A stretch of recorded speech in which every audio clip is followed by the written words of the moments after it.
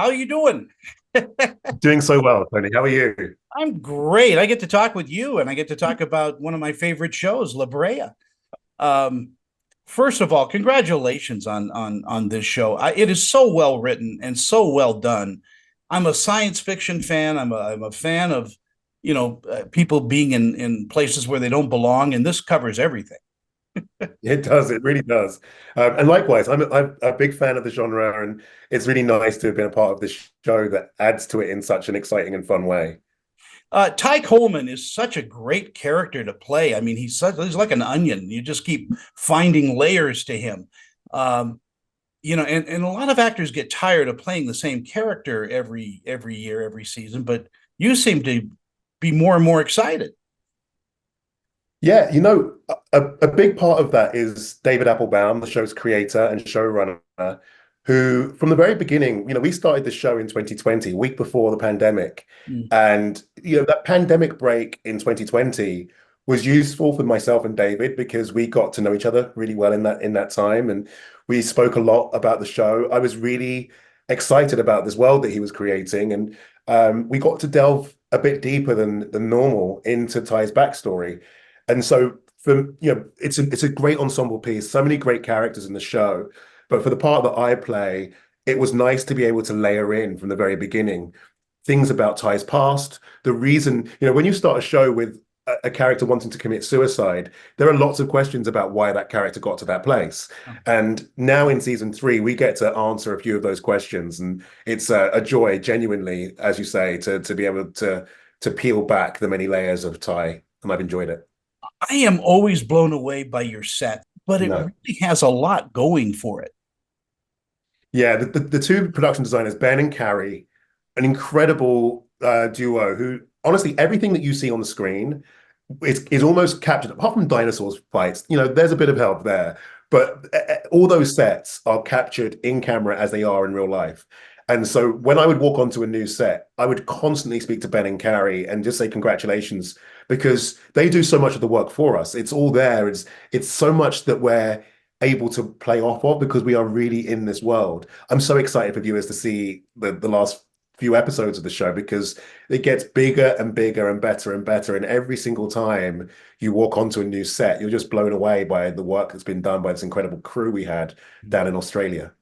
Now, this is the final season, It which is. is part of It's yeah, it's funny with TV, you never quite know where the end is, but there's still so much that can be done in this world.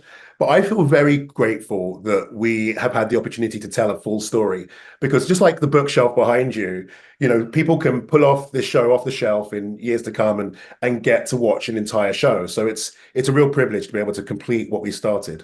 I gotta say that too because this show is built for binge watching. You can just get lost in it and just enjoy episode after episode. Yeah, yeah, you really can. And like I've said, this final event season, to have these 6 episodes be so jam-packed of action and of the group and their community that they've built over time, that's a real joy to be able to unpack all of that as an actor, as part of the cast, and also hopefully for the viewers. In our final moments, we have, and by the way, thank you so much for your time today. What do you think Yes. audiences are discovering about La Brea over these three seasons? Yeah, it's a great question because I get questions all the time about why it's called that and what La Brea, the tar pits itself actually is. And so I think, historically there's been quite interesting things that we've pulled on, and especially in that first season, having the saber-toothed tigers and dire wolves. I think people enjoy that aspect of the show. And now that these sinkholes have opened up time portals to other periods of time in human history, of course, there are dinosaurs. There's so much that we've packed in. So I think viewers honestly love the set pieces. They love the action. They love the sets that you've described, but they also love the human drama. They love this desire for the family, the Harris family, to get back together again, for Ty to find his way back to his love, Para.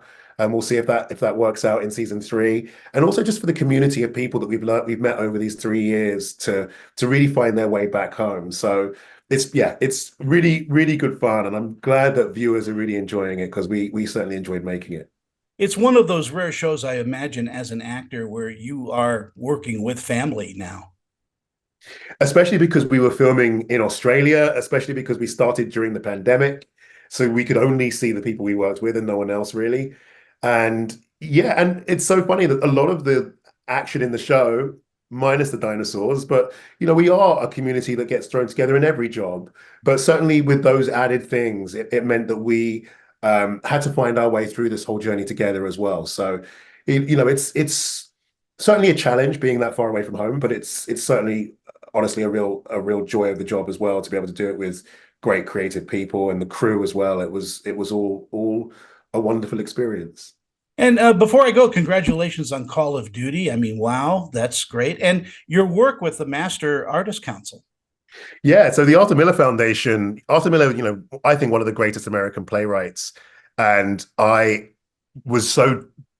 benefited so much as a young person, learning drama in schools and outside of school as well. But Arthur Miller's vision was for New York public school kids to be able to get drama into the schools. And so that's what the foundation does. And to be able to support that mission has been one of my great joys, because living here in New York, I want other kids to have the benefits and the opportunities that I had growing up in the UK. So it's really nice to be a part of that. I'm grateful that you bring it up. Yeah, because it's such a love of theater and understanding characters and all of that, and it should be taught at a very young age. As kids learn that pretend is a wonderful thing to do with your I imagination. agree, and it's for kids like me who grow up to become actors, it's wonderful. But it helps with confidence and team building and all sorts of things. So it's really, I think, pivotal. And the Arthur Miller Foundation have done a great job supporting drama teachers in public schools in New York, and yeah, making sure that other kids get those opportunities. And my viewers need to donate to it because it is such a worthwhile organization. So Thank you. again, thank you so much for your time, and congratulations. And hopefully when I'm in LA sometime and you're in LA, we can grab a cup of coffee. Would love that. Would love that. Appreciate you.